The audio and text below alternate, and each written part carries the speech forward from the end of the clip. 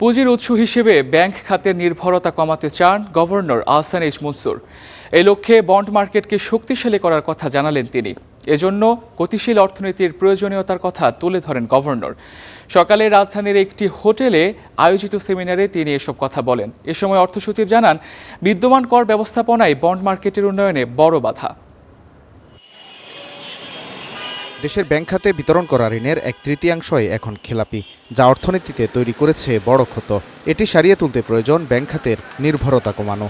বিকল্প হিসেবে শক্তিশালী করতে হবে বন্ড মার্কেট। সোমবার রাজধানীর একটি হোটেলে এই মার্কেট নিয়ে বাংলাদেশ ব্যাংক আয়োজিত সেমিনারে এসব কথা উঠে আসে। এ সময় অর্থ সচিব বলেন, বন্ড মার্কেটের উন্নয়নে বড় বাধা দেশের কর ব্যবস্থাপনা। এতে বিনিয়োগকারীরা নিরুৎসাহিত হয়। বন্ড মার্কেট, বিশেষ করে সেকেন্ডারি মার্কেটে ট্যাক্সেশন একটা বিগ প্রবলেম।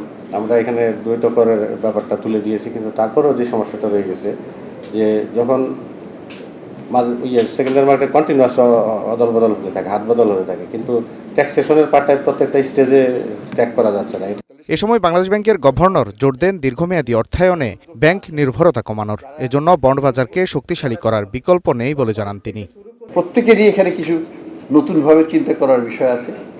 ব্যাংকারদের চিন্তা করতে হবে, যারা উদ্যোক্তা আছেন, যারা বিনিয়োগ করছেন, এখন পুরোপুরিভাবে ব্যাংক নির্ভর, তাদেরকে ব্যাংকটাকে একটু সরিয়ে রেখে কিভাবে এই মার্কেটে যাওয়া যায় এবং ক্রেডিবল ওয়েতে যাওয়া যায়। অনুষ্ঠানে জানানো হয়, গেল 6 বছরে সরকার বন্ড মার্কেট থেকে 34,000 কোটি টাকা সংগ্রহ করেছে। এর উন্নয়নে অর্থ বিভাগ, বাংলাদেশ ব্যাংক ও পুঁজিবাজার নিয়ন্ত্রক সংস্থার মধ্যে সমন্বয়ের কথা বলা হয়। গত 6 বছরে 34,000 কোটি টাকা। Walid Sakib, Star News, Dhaka.